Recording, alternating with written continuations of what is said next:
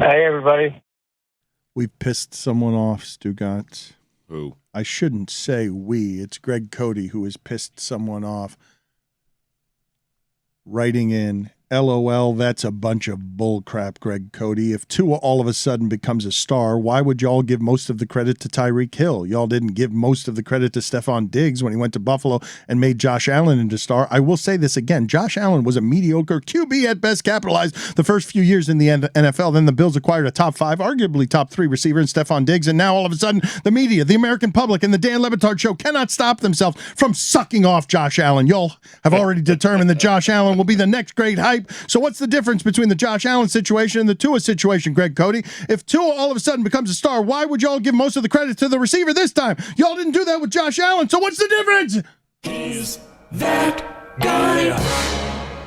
Why do we always have to tell people we're saying something again? Just say it again. Oh, especially a YouTube commenter does not have a lengthy record that we're all say aware it again. of.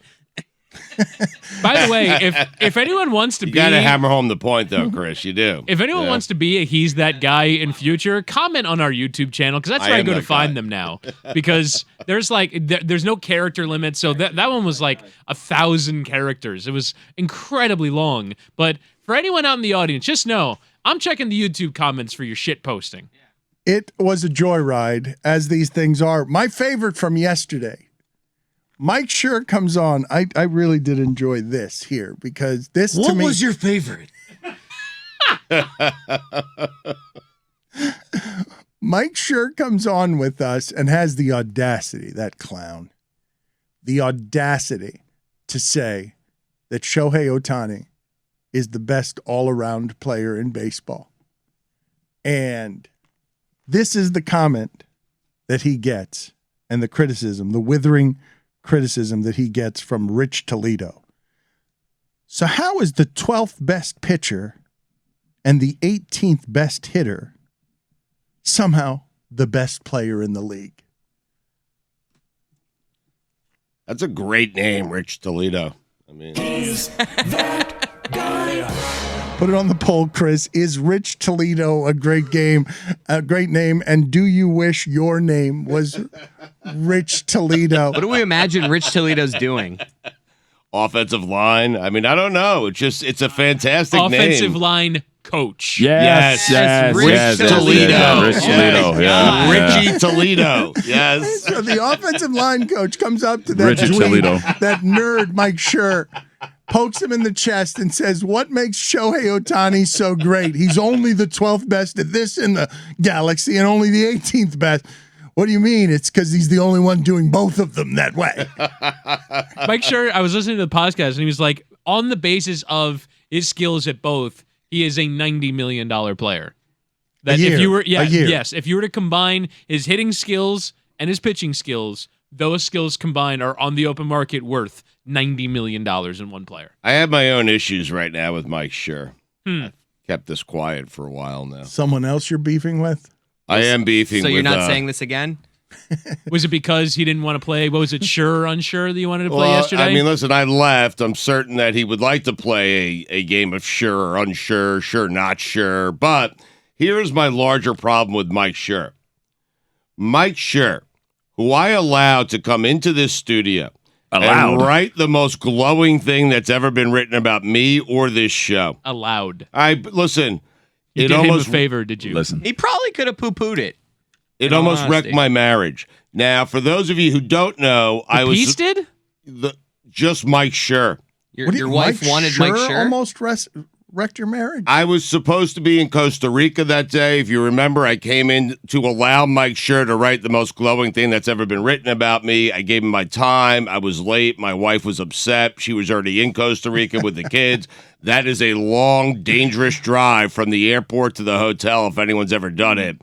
It is dangerous. Costa Rica? Yes. I was scared in a bus in Costa Rica. Yes. It is. It's cliffs and everything else. The reason I was laughing, though, is you were supposed to be in Chicago today. Yeah. And don't get me started Did that again. almost ruin your marriage, I too? mean, you better watch it because I'm on to Mike Schur now. I have moved away from you. And I am on to Mike Schur. No, I'm grateful. I would tread lightly, my friend. I mean, okay, but I'm letting it fly today. Not the airplane, but No, That's I supposed should to be in in an airplane. Chicago. Yeah. Nobody here still understands what happened. Like, why? We're thrilled to have you here. We just don't understand how and why you're here. Well, because I missed a couple of flights. I mean, I'm unorganized. thank you for that, by the way, because the show's a lot better today with you here. It always is a lot better when he's here. And thank you for coming in early yesterday. I appreciate 3 it to a.m. accommodate my was excessive. schedule. It was yes. excessive. Well, and it certainly makes it frustrating to do that to you guys and to myself and then miss the reason that we did it. But I digress because I'm not ripping Mike Schur. So then rip him. I'm ripping people again. All right. So what? Mike Schur almost wrecked your marriage because you were supposed to be in Costa Rica, but you're unorganized. So I have done a lot for Mike Schur. I mean, I put my marriage on the line. I stayed down here a day longer than I should have. My wife asked me why. I said, there's a guy writing glowing things about me. I mean, Wow, could you why not would I stop not? yourself from going anywhere how for that? Could she not understand that? She said, that's more important than your wife and kids. And I said, yes. That was my She gets response. So I was a day late to Costa Rica, and that's not the reason I'm mad. I was mad at him then. I called him a day later because he was such a nice guy, and I said, when are you making a sitcom about the TV show? And again, we digress. I'm not ripping Mike Schur You again. want him to do an executive producer show that involves you, yes? Well, the whole radio show. I figured he loved the show so much, knew it so well, and he's such a great writer that a sitcom was in the works, and I was just trying to, push him and prod him along. It didn't work. Because you've done so much for him. Yes, I stayed again. Right, I put my right. marriage on the You risked your line. marriage. Did you? No, I was not. I was not married at the time. Oh, No, well, other than to then you. I would make it impossible for you to put your marriage But on the line. you said Yes. your wife understood. and She yet- didn't understand. No, Oh. she was not happy. Okay. Again, we digress. Not to okay? not to It's to not a bring up beef with his though. wife. Not to bring up the two incidents I'm over that. that are somewhat related. I feel like this is another poor planning situation. The I'm unorganized as we just have to accept this as baked into the Stugotz bread. You can organize yourself and organize. Not one of the options. Listen, flying is it's a tricky game these days, and I keep telling you first flight out, and that was my big mistake. So it's on me. Like part of that, what happened yesterday, most of that is on me. But again, I'm not ripping Mike Schur. Mike Schur. So he has asked me, hey, can I write about you? Can I write glowingly about you? And I granted him permission to do so. The show. And the show too, yes. And can I, of course, the show, yes. And are you willing to risk your marriage for me to do so? Yes, sure, I no don't think that problem. was I one am of the willing to do questions. that. That Well, he was- didn't know I was doing it, but I No. did it. And it really wasn't his fault. It was mine. I mean, I probably knew about it for months. It's something Schur asks people before he writes about them. It's just a Right. standard question. Well, I was willing to put my marriage on the line for Mike Schur so we can get that piece out, okay? Thank you for that. Yeah, well, he's never thanked me, and so I appreciate someone doing it. So thank you, Chris. Thank you very much. But again, we digress. So here we go with Mike Schur. I ask him one favor. That guy comes on, he does weekend observations. He does them great. It is probably the greatest tribute I've ever had in my entire. All this guy does is, tributes. He's I a mean, Meadowlark yes. contracted employee. He works for the company. He does? Yes. He works for the company. Yes. Really? Yes, he's got a podcast. So you and I have worked very hard along with the show for 20 years, and we created a company that Mike Schur is now drawing a paycheck from. That is correct. All I'm trying to do is get someone who's very important to my daughter, an internship. He donates that to Ron McGill. Well, but that's very nice of him. I mean, not something I would do, but very nice of Mike Schur. What a swell guy. I mean, this is a great guy. He donates Yeah. his paycheck for He me? does, I know. Must be nice. Yeah.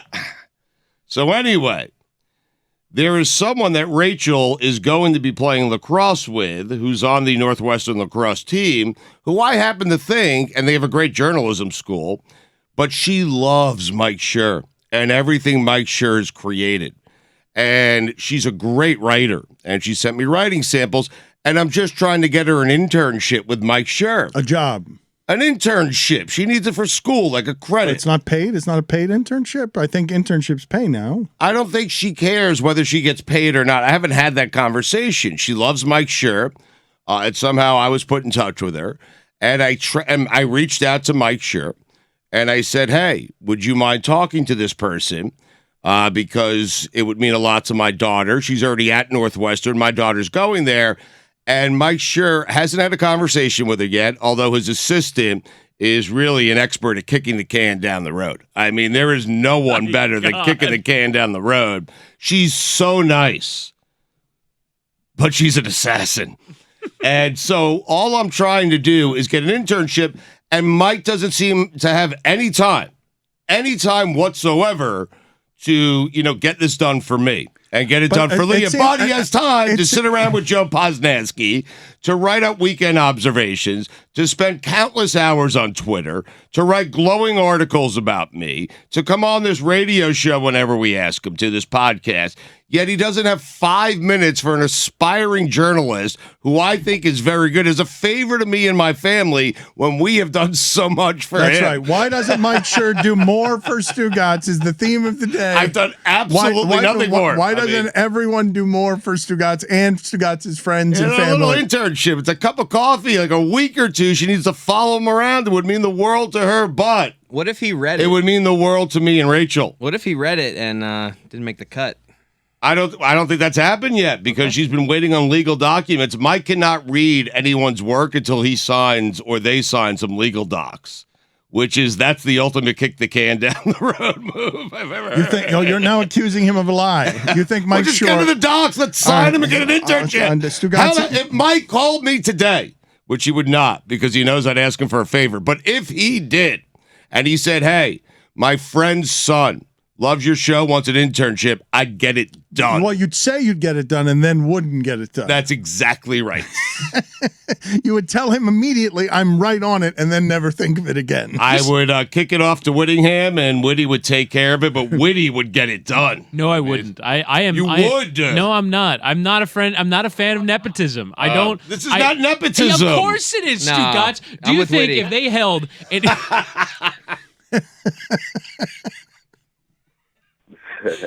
Do you think if they held an open competition for an internship to work with Mike Schur, that there wouldn't be 15,000 applicants I'm from colleges across the country? And 9,000 of them would come from people that knew Mike Schur. It's not what you know, it's who you know. I mean, I'm sorry. No, I don't like that. It's No, one of I the don't building like blocks that. of life. It is. For the rest of my For the life, privilege. with my last dying You breath, know me, you're good. I will be fighting against. It's not what you know; it's who you know. With my dying breath. Whitty, Right. you and Mike became close. Yes. Yeah, from my work on this program. That's how you guys became good friends. I'm not saying you obviously are qualified, but like your relationship. I can tell. The origin story of me beginning as an intern on this program was me being an emailer to the show back in the day when you were 14 years old. And then asking Stugotz, can I come intern for you guys? And you guys said yes. Not to get in the got weeds. it done. I had some bona fides. And I got it done. You did get it done. I did get But it your done. You asked and I did. You did. Right. Didn't your current position stem from like Mike during the pandemic needing someone to come in here? Like Mike. Yeah, we worked together. No, but to Chris's point, we worked together on a Chelsea podcast. If we opened up the executive producer's job to the show, don't you think we'd get 25,000 resumes? Right. We would, absolutely. Okay, but we knew you. We decided to promote, but your family. not just me as like, me as a person. No, Right. You know my work. We know the work. Yeah. Know your responsibility, Right. know who you are, know how you would be helpful. But you need both. The larger point is, what can you do for Stugotz? How quickly can you do it? Can you do it for Stugotz and all of his friends, because he's Stugotz and he's someone to know? Thank you for understanding me. Finally. We're good. You and I are good now. We're back. You know me. You know me. You guys are gonna have some good sex later. Oh, it's good. Well, no, me and Tony. Yeah. In the spirit of honest conversations had today, Stugotz, over the last, 18 months of difficulties that there have been in learning what it's like to say to Disney, hey, we'll do it ourselves. Never mind, we'll try to do it ourselves. There have been a lot of hard lessons learned in the building of a company when I am not an entrepreneur. And on top of that, the daily weight, Stugotz, of not just what's happening in this country and the world that is serious and divisive and hurtful, but I have not yet figured out over 18 months how to talk about in a way that's not doomsaying and gloomy in a sports enterprise about what is happening to the literal world and our livable atmosphere, as climate change has been an argument for many, many years. And I don't know how all of this plays out differently if the state of Florida hadn't fucked everything up and Al Gore had been president and he would have actually implemented some climate change legislation that might have protected us from what is obviously happening all over the world in literal apocalyptic fire and flood. I don't know how to do it funny, and I don't know how to not come in here with it every day because I'm more afraid than I've ever been living in a city I love that's surrounded by water. And Adam McKay is an activist who's like trying very hard in private and in public, dedicating his creative arts to, hey, pay attention to this. I'm going to try and make it funny and don't look up. And they did a skit about how the world is ending.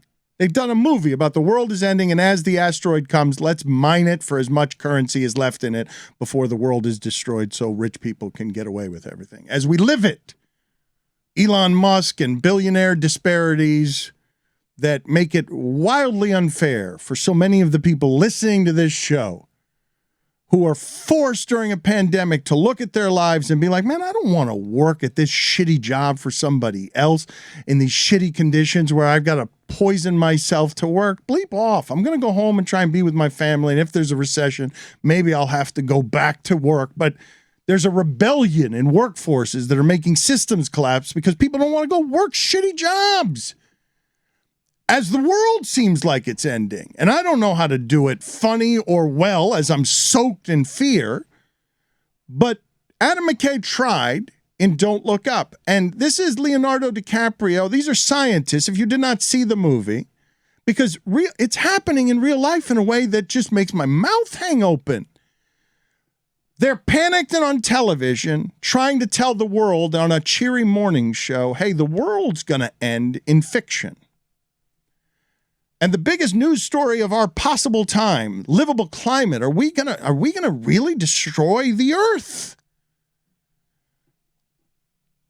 The UK temperatures were killing people because no one's ever seen in whatever it was, 28 places, the kind of heat that descended out of nowhere. There are people, I think this happened in Texas. Texas has gone from beginning of pandemic, they had a freezing problem. Texas was frozen. Now the heat's killing people. And on television, Stugotz, in England, days before this heat wave came, on actual television, you tell me what is both bleaker and drearier and funny. What Adam McKay tried to do in fiction with Leonardo DiCaprio? And scientists yelling at anchors who were being chipper? Or what happened in real life? Put these clips side to side next to each other because I don't know how to convey to people without making it feel like the sky is falling, emergency, that you don't want around sports, that the end of livable climate probably needs to be something that has all of our attention so that we could get these legislators to start doing some of the stuff required so that our children can breathe. But it's football season soon. Play this out. Are we not being clear? We're trying to tell you that the entire planet is about to be destroyed. Okay. Well, it's, just something we do around here. We just keep the bad news light.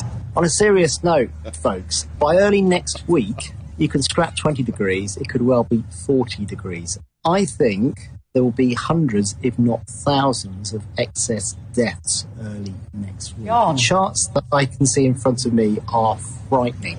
So, John, I want us to be happy about the weather and every single... I don't know whether something's happened to meteorologists to make you all a little bit fatalistic and harbingers of doom. Because all of the broadcasts, particularly on the BBC, every time I've turned on anyone's talking about the weather, they're saying that there's going to be tons of fatalities. But haven't we always had hot weather, John? I mean, wasn't the 76, the summer of 76, that was as hot as this, wasn't it? No. Are we not being... So that first clip is from Don't Look Up. The second was from Great British News. And on Twitter, Ben Phillips put those two things together.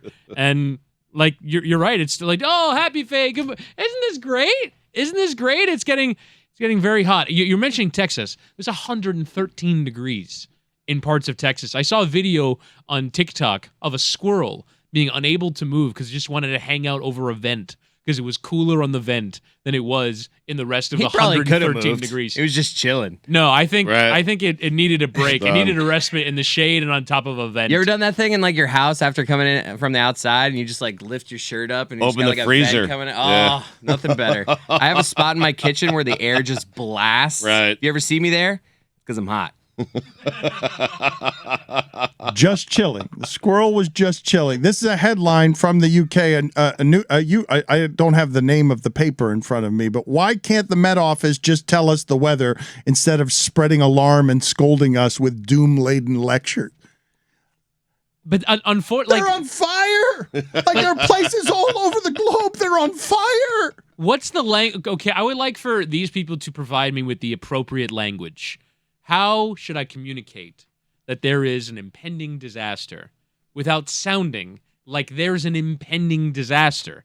How do I say this is like it being 113 degrees in Texas is a problem. It being 99 degrees in London. They complain when it's like 85. It was 99 degrees in London, in a city that most places don't have air conditioning. But our audience doesn't want it, correct? Like there's just no way. I think a lot of people have probably just gotten so existential about it that they don't want it in any form. They don't want the news to talk about this stuff. Well, I know. What am I going to do about it? What are we going to do about it? It's over. What are we going to do? This planet's going to be unrecognizable. Okay, we'll get on with it. I'll move to a place where it's cooler, or I'll move to the middle of the country where, flooding is not such a big deal. Like there will be maybe when the disaster finally comes. When South Beach starts to become what underwater. disaster and when's it coming? That's what people struggle with. Is it next week? Is it next month? Is it next year? Is it 100 years from now? But where is safe and Lake Tahoe. Well, it was on fire the moment you left We last had an year. earthquake when we were Fires, there last year. schmires, and an earthquake. I am telling you, there hasn't been a cloud in the sky in that place for a month, and it's 65 and sunny every single day. Except the smoke clouds from the fire. And the Yeah, earthquakes. when it catches fire for okay. like a month at a time. Right. Dana Point, same thing. And it's the same temperature every day. I mean, it is. So we should just all move to San Diego, is what you're saying. Everyone. Stugotz, again, though, there are some disparities here on flexibility because what's going to happen as the land dries up, you've seen selfishness during a pandemic that's pretty alarming, and wealth disparity. You will run to a safe place. A whole lot of people are going into a meat grinder who can't afford it. And I don't think people care as the rockets go into space with the billionaires in a way that they want it with their entertainment. They don't want to be reminded about this. It's apocalyptic. It's so gloomy. I don't want to be reminded of it. It affects my mood every single day to be watching some other video of some horror because there's been a climate event somewhere. And I don't understand why in Hawaii the waves are now crashing over 2 homes over the top of a condo that's 2 stories. I don't know what we're doing to the earth and how reversible it is. I know that the audience doesn't want to hear about this every day and that it affects the mood of everything that we're doing around here every day. If I'm coming in with, or we're coming in with some bleak, dreary fear that the end is near. I don't want to be apocalyptic about that. I can't deliver it to the audience in a way. Yes, of course, if we're going to talk in the postgame show about Kylie Jenner and her 3-minute flights, because we need to get to this. But of course there's a helplessness. If she's doing that, why am I using a paper straw? Right. Why are you asking? I saw there was a congressional hearing about electric cars, and the transportation secretary, Pete Buttigieg, was basically like trying to lay out if you get an electric car, it costs this much, and your electric bill goes up this much. It's cheaper than gas. It's more effective than gas. And there are these Congress people just not wanting to hear it. They're providing these lengthy, long lists of, this gets more expensive, and this happens to the power grid, and on and on and But on. if it's like not- people are trying to argue against it even still. Whittingham, though, it never mind politicians. What do I have to put in front of people, helpless or not? What do I have to put in front of people? Because math's not going to do it, and these conversations that are going to get political around legislation aren't going to do it. No more football. Fires take out football. Yes. The moment that You tell them football is going to go away, you'll Just like- see you know people what? acting You differently. know what? Dan. There's already been football games that have been moved or canceled because of climate disasters. Take though, a and it season didn't- out and see what Didn't happens. stop anyone. I mean, a hurricane is an event that in theory could happen even when there weren't climate change. Like yes, but they're more frequent and they're more destructive But now. if you guaranteed people, hey, do these certain things and a hurricane will never interfere with your football again, they'll do it. I'm That's telling not you. true. That's already happened. Well, no one's tried it. I really do think it is going to take this city in particular going underwater. Like once or New York City. If New York City is all of a sudden Well, it happened in New inhabitable, Orleans. It right. did happen to New Orleans. But again, at the end of a massive climate event. I'm just saying, like, one day to the next, you look up and all of a sudden the oceans are on Ocean Drive. Our government would be like, "Holy shit, what are we going to do?" But it's not. It's So going. they need to see it. Correct. There will not be vision about. There will not be vision about this. It's happening all over the globe. These videos No, are. but he's saying a city being taken out. Those seem Dan. like Not a house or those two, an seem entire like isolated city. events. It's not like the water level rising to the first floor of the Clevelander. It hasn't happened in America. It is already happening all over the world. I'm promising you, cities are being wiped out. Cities you have not heard of, people that you don't care about, people who are poor are being displaced. When I say to you, what do I have to do? I'm saying if the video of the fires doesn't work and the video of the floods doesn't work, when you're waiting for the biblical apocalypse, how bad do I have to make the video? Because the video is already available to you. Not in America, in some places in America, but when I'm talking about cities getting wiped out, mudslides, taking out, there are hundreds of people missing. That is already happening. The video is available from the people who have lived and not died from it happening. But you know, Americans, until it happens here, it hasn't happened. Man, that's ugly, though. It is ugly. I agree with you. It's ugly. But what Whittingham is saying is you need to see it here right in front of your face. Okay. Oh, my God. It can happen there. It can happen here. It has happened West here. is Like on entire fire. cities have been knocked out by forest fires because of drought. There was a dude in a video running out of a fire yesterday building a trench. Again, look, my tone's shitty, and I don't know how to do this. I'm being honest with the audience. I don't. Maybe there's another place to put it where they're more seriously talk about it and you don't have to listen to it because you don't want it here. Because climate change. Because you feel high. I'm going to do that because climate change. Because the Earth is ending. Morten Anderson would like a word. How many other kickers? How many? I emptied the clip. That's a good earlier. one. Morten Anderson is excellent work by you. I salute you. That's it, though. You're going to close this. You're going to close a fun day of just naming kickers. Did I say Stephen Hauschka? I think you did. Because he'd like a name too, a word funny too. name, yes, but I think like a name. He's got a great name. You're in reruns already on the kickers. Well, I mean, my point was proven. To be fair to Chris, there are not really that many of them, or at least like if you're going like modern era, like kickers are around for a long time. So most teams only have like 3 or 4 kickers, and we've named a lot of them. Mm-hmm. I actually you started the day by having a go at me for this opinion. I'm more entrenched on it now after actually looking at the numbers. After hearing Neil Rackers would like a word. Yes, after hearing Neil Rackers would like a word, I still think... I just wanted to say names, if I'm being honest. Neil Rackers is a great one. I think Arizona's current kicker is their best kicker ever. But you're going to end up doing this with like quarterbacks. You're going to start to tell us that certain quarterbacks are the best. Oh my God! Goodness me! He warned me. Sorry about that. He said I'm eating peanuts. And I it's told a bad Dad I was idea. eating peanuts before this. Like it's always a bad idea to eat peanuts. Nuts is what I'm saying. Before you go on air, and I'm eating them while I'm on air. I'm hungry. The audience loves when we eat into the mic, is what I've learned. But eventually you're going to get to quarterbacks and you're going to start telling me that, I don't know, Josh Allen's the best quarterback that Buffalo's ever had, and Jim Kelly would like to have a word with you. So that game. I don't want to play that Dan game. Marino But he's gonna get there. would like a word. Yes. I too is the best quarterback in Dolphin No, history. I'm not going to. So I do think that there is era adjustments, right? Like Dan Marino played in a different Hold on, time. please stop. You're just holding up peanuts to the Stugotz, camera? no, Stugotz just had. He's not holding his penis. Listen. Stugotz just had the rarest of moments of self-awareness. Never had one before. It was weird. He held up the peanuts and realized he was going right back to eat.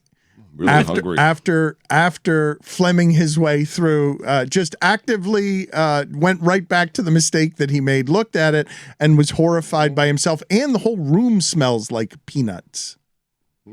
Sorry about that. I'm hungry, that's man. a pleasant enough smell. It is a good smell. Underrated, yeah. From Stugotz's mouth, though? Peanuts from Terrible. the breath? Not even my mouth. No. No. Peanuts from breath? That's good, yes? Good peanuts, though. For some reason, those like roasted nut carts in New York, they smell so much better than what you get when you eat the actual right. roasted sugared nut. Am I right about They that? suck you in with the smell. The smell is It's delicious, so again, but good. not from someone's mouth. The cinnamon ones, definitely. There's a lot Cinnamon going on in ones, this yeah. segment. Yeah. I think you could say the same for Auntie Anne's too. The smell of a Cinnabon or an Auntie Anne's, Ropes you in. it ropes you in, and then you take the And first then you bite. swear you'll never have it Not again. that great, like they're okay, but they're. I mean, the garlic pretzels are pretty good, though. I've got a good stat of the day. Start of the day, start of the day. It is your start of the day. Start of the day, start of the day. It is your start of the day. Start of the day, start of the day. It is your start of the day. Start of the day, start of the day. It is your start of the day.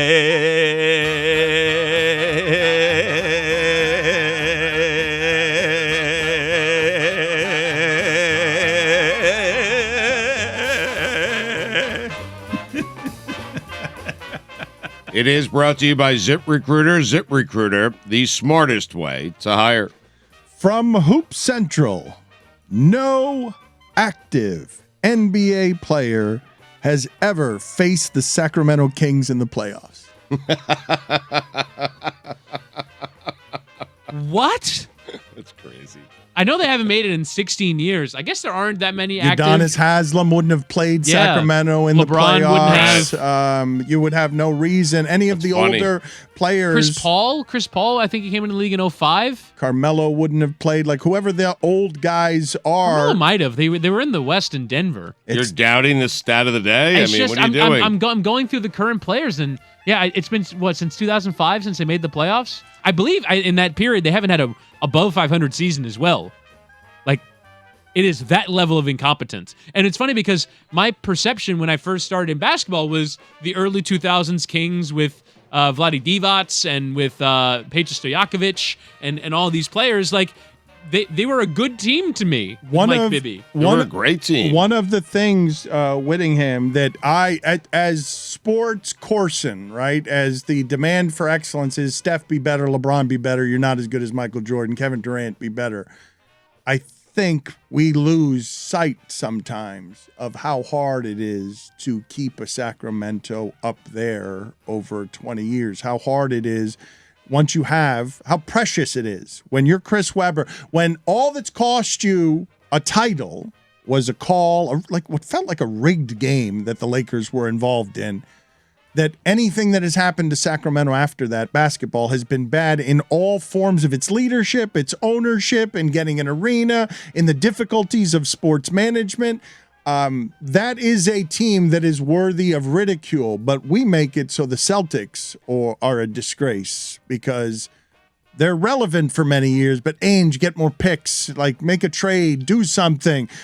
We lose sight of how hard it is to be the Celtics or the Heat. Yeah. And how easy it is to be the Sacramento Kings. Yeah, and it's funny because it goes back to we talked about this earlier this week, there's only one champion, so everyone else choked or someone else had a calamity befall them, and so we have a go. Even like, for example, the Utah Jazz, who are probably going to be completely torn up, they get to the first round. It's why when you ask what's the Rudy Gobert trade about, it's about Minnesota just not being the Kings. They don't want to be the Kings anymore. They will settle for second round exits. I was thinking about this earlier this week because I called the Inter Miami FC Barcelona game, and Barcelona are going through probably one of their worst periods in the last 40 years. They're a disaster right now financially. They're trying to bring old guys in to fix it. And it's like, wow, they're terrible. They finished second in La Liga. They went out in the group stage to the Champions League. And I went to go see them play, and I go, holy shit, these guys are good.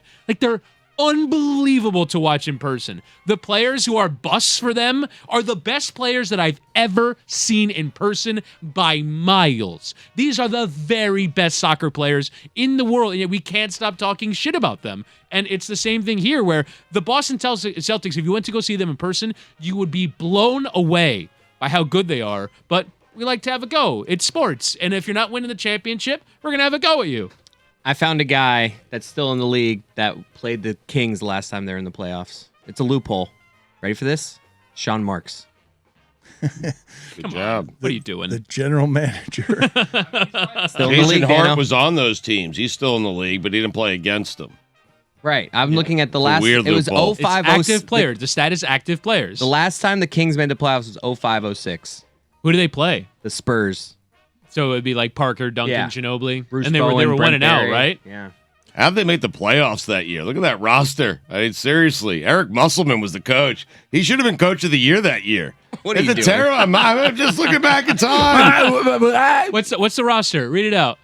Sharif Abdur-Rahim, Mike Bibby, Francisco Garcia. Oh, He was good.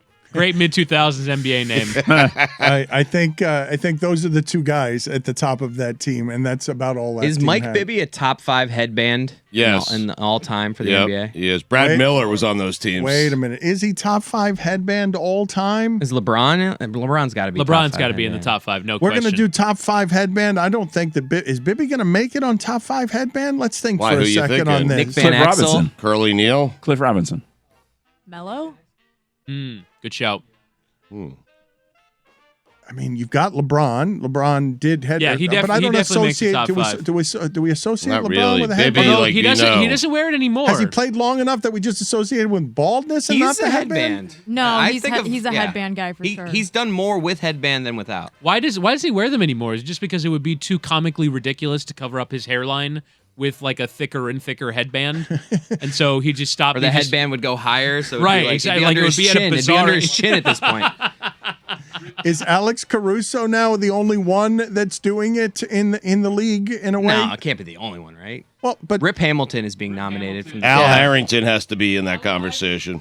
Allen Yeah, Iverson Allen and Rip Iverson. Hamilton. I think those two are on there. I don't think Mike We should Bibby. Mike Tony. He's got some yeah, thoughts. well, but I think Mike Bibby has just become OLI, has he not?